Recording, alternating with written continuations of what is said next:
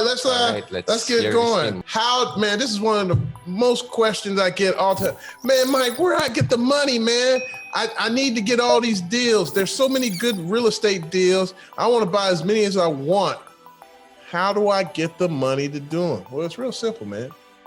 There are 5 ways to get money for real estate deals. Number 1, you could save it, right? You could save it. You could start with small deals. You can learn owner financing. You could get private investors. You could partner with experienced investors. And those are kind of the 5 quick and easy ways to do it. Now, let's get in the different ways to doing it. Now, look, if you save the money to do deals, which is cool, that's good if you're making good money on your job. But look, I'm not knocking you if you don't have the $150,000, $200,000 job. If that's the only way you can do it, do it. But we're going to show you how to hack your way through it, right? Yep. Because don't get me wrong, I myself had to save when it first started. Mm-hmm. I know I'm contradicting when I'm teaching you guys, but I didn't know the game. I'm about to share it with you. But literally, I worked 3 jobs. I paid off all my debt, and I had $3,000. And that's how I bought my first 2-family, Big Deal Hacking. All right. So it is possible, but it's going to take you a long time and a lot of hard work. For a 20 unit on average, the purchase price is $1 million. So you'll need about 25% down. In addition, for reserves and other capital expenses. So you would need to save over $300,000, even a little above average, even if you're making $100,000 a year. How long is it going to take you to save 300? Yeah, too long. I mean, even if you lived off of $40,000, you're still talking about, Yeah, you save $30,000 a year for the next 10 years, and with 0% interest, basically that you get, then it will take you 10 years. I mean, the bottom line is going to take you a minute to get there. Okay, all right. Yep. So here's the pros. The pros of saving your money: when you do the deal, guess what? Guess who's getting all the money? Guess who's getting the bag? You, baby. You're gonna get it all. But as the cons that we just told you, saving $300,000 over that period of time. By the time you save up $300,000, the values have been doubled. Yeah, exactly. Tripled inflation. Yep. You would have inflation. And then you need to save 300,000 more. So it never It's ends. a never even story, man. It never ends. That's why saving sucks, man. So there are a lot of techniques to raise the money. Yeah, right? Man. Solution: have a cash producing business like wholesaler flipping houses to generate a lot of cash. See, there's a solution right there. Mm-hmm. Look, okay, well, I don't have the money and I don't know how to raise money. Okay, well, get out there and get to work. But that's still a lot of houses to flip. But if you do it right, take your time. Now, I'm not saying it's not possible. Hell, we flipped 2 deals. Was it 2 deals or 1? Well, technically it was 2, maybe 3. But we flipped a multi-family unit package and netted what, $1.5 million, $1.8 million? Yeah. Split that 5 ways. We all ate. So it's possible to flip, but that's a lot of flipping. Yep. You know what? Start off with small deals, 2-4 units, right? House hack your way. That's what I did. Down payment, if you get debt, 3.5%. Goal is eventually have no house payment. Be like Biggie, no condo payment. Yeah, I mean, if you qualify for a first-time home buyers program, the down payment that you need is only 3.5% of the purchase price. Yeah, man, that's very that's low. Sweet, right? We know. I mean, even Stefan, one of our students, he house hacked a 4-family. He did it sweet. Yep. He did the same exact thing, right? And I think he paid more. Like, I don't think I would have paid that much. He paid more than what? I mean, he paid a fair price. I'm not saying I'm not saying he did anything wrong. Right. He paid what the house is, what the fourplex is worth. Yeah. Yeah. I mean, but he worked it. Like, rents went up. Other things do: buy bigger and bigger deals with the equity you accumulate from the small deals. So look, you know what? If you start with the small deal, guess what? You either sell it or get a line of credit. Well, I'm about to, you know what? I'm telling you too much. we're gonna wait. Use the money and level up. Yep. All right, level up, level up, level up, level up. Now the pros and cons of starting with small deals.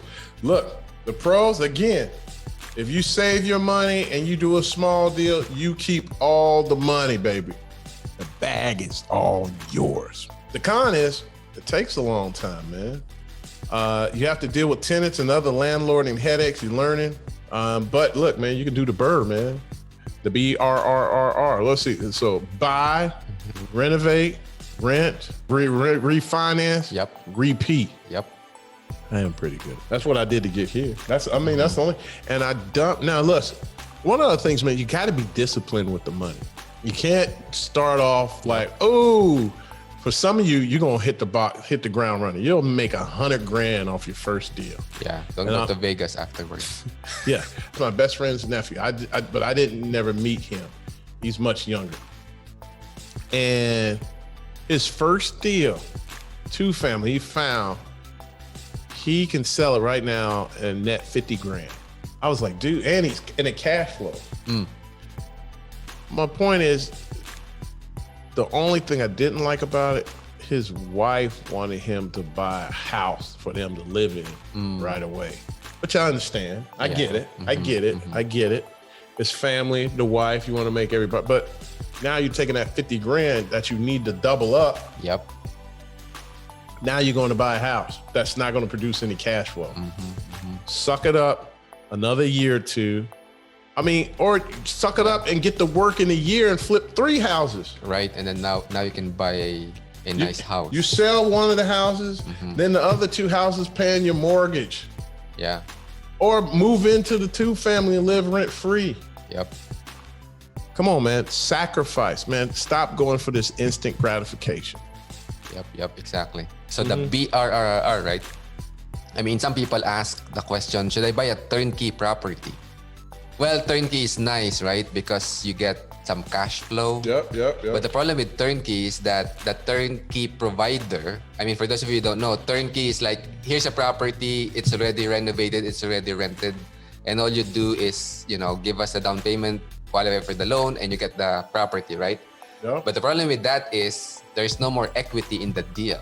Yeah, The you're turnkey premium provider for it too. Well, made most of the money, right, up front. sometimes. Yeah. Not all the time. Not but all the time, majority. but majority. Yeah, majority. Right. That's fair. But if you buy a property that needs work, right, and you're willing to get your hands dirty dealing with contractors and That's the maybe real. in the beginning you doing some of Forced the work, appreciation. right? Then you force the appreciation. Now you have that massive equity gain that you get, so that now you can either 1031 exchange to a bigger property, Yep. or you can sell, or you can just refi your money out and then do it again, or buy a bigger property this time.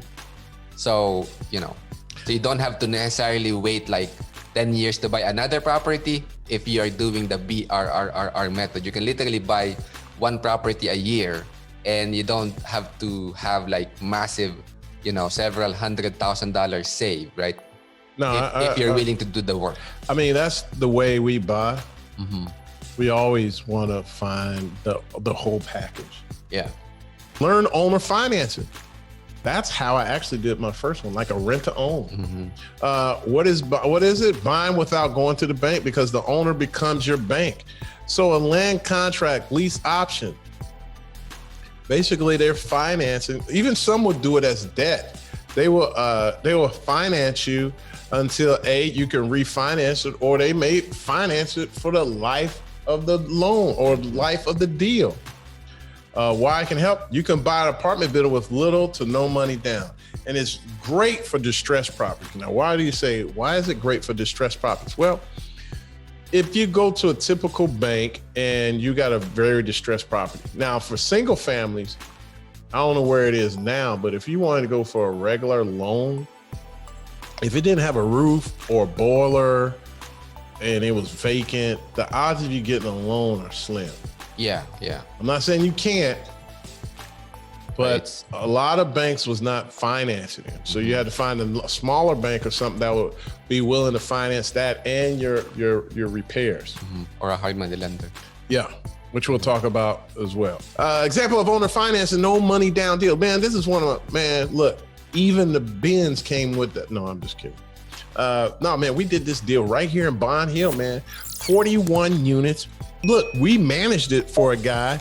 We pretty much did all the work except the interior. We told the dude, look, man, push the rents up and man, your building's gonna be worth so much. And he was like, nah, I don't wanna do that. I don't wanna do that. How about, I was like, well, let us buy it and you finance it.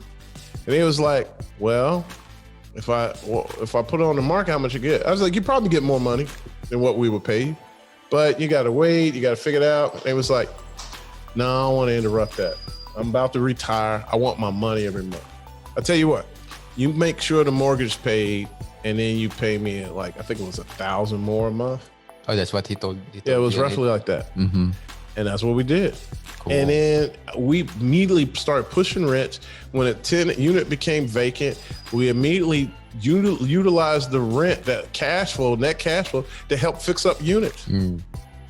And then, man, we sold it, netted, we pushed the value from 1.2 to 2.1 million in 15 months. Nice. All owner finance. We did the deal with no money out of pocket. Wow, that's sweet. So I think deals like this really happen. I think, Mike, if you calculate the return on investment on that one, infinite. It beats the certificate of deposit. Easily. Now, the pros and cons of owner finance. Again, you get all the profit. You don't have to share it with nobody. You don't need to qualify for the bank finance. Now, that's one thing I like. I don't have to deal with the bank. Man, look, even with our net worth, even with our, our paperwork and everything, it's still a challenge to get loans. That's why I like especially for hotels. But even hotel, yeah, I love my bank. I've been fighting with them for a couple of months to get this loan done, man. Private investors is another way. That's another way how I got started. I started getting private investors. And the crazy thing is, I really didn't go after them. Like my first two big private investors, one technically was unsolicited. He happened to call. I had a listing and old man Gary, God bless his soul, he just passed away. But he called me on the listing I had. And we just started talking. And then some of you may not even know, some of you guys may be too young, but he worked for TWA and then I forgot the other one. But 2 different airlines closed down on him. They took his 401k away. Wow. He had to start over each time. And each time in the 401k, he had like 400,000, 3, 4, 500,000. He had to start over each time. And he had a great comeback. He's like, man, I saved up some money because he was he flew planes, and he saved up his money, and then he bought a multi-unit in Atlanta, where he sold it. He netted like 500 grand. He was back, and then all of a sudden we was talking. He was like, I want one, but I don't want to do all that work. I'm looking for somebody. I was like, well, this is what I do. He was like, I like you. Let's meet. I got 200,000 for you at 10%, 2 points. That was the beginning of my career. He became your private lender. He became my private lender. That was the beginning. Nice. He funded all my deals. But look, private investors put up the cash. In exchange, they become either lenders or partners in the deal. Now, you talk about private lender. Man, there's multiple ways to attract the lender.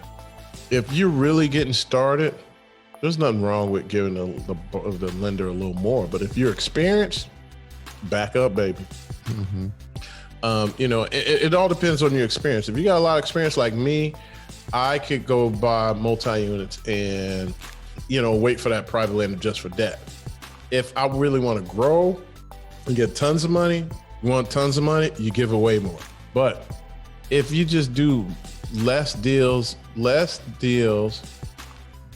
better, stronger deals, less deals instead of a lot of money with marginal deals, you're going to end up doing the same thing.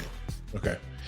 Easier to raise private money when you have some real estate investing experience. All right, let's go on. The pros and cons of private investors. The pros, it's faster to scale up. You can do more deals, not limit to owner financing, for example. A property doesn't have to be distressed. And if you get debt with it, man, you're on to your way. Like you got unlimited capital. Like if you're doing smaller deals and you got like 2 million. Cons, You have to give up a significant portion of your profit. Not easy to raise private money, especially when you have not done a single. Now that's tough. Raising money. That's one of my students. Why they come to us. Mike, how I'm going to raise money if I never done a deal? Hey, there's always a solution. I got solutions, baby. If there's a problem, you got to be the solution. So the solution is go to bigdealhacking.com. All right, bigdealhacking.com, where you can learn all of this. We got a 6-week module where you can learn everything about big deal hacking. Yep. If you want to know about big deals and raise private money and be compliant with SEC, go to our big deal hacking system, bigdealhacking.com.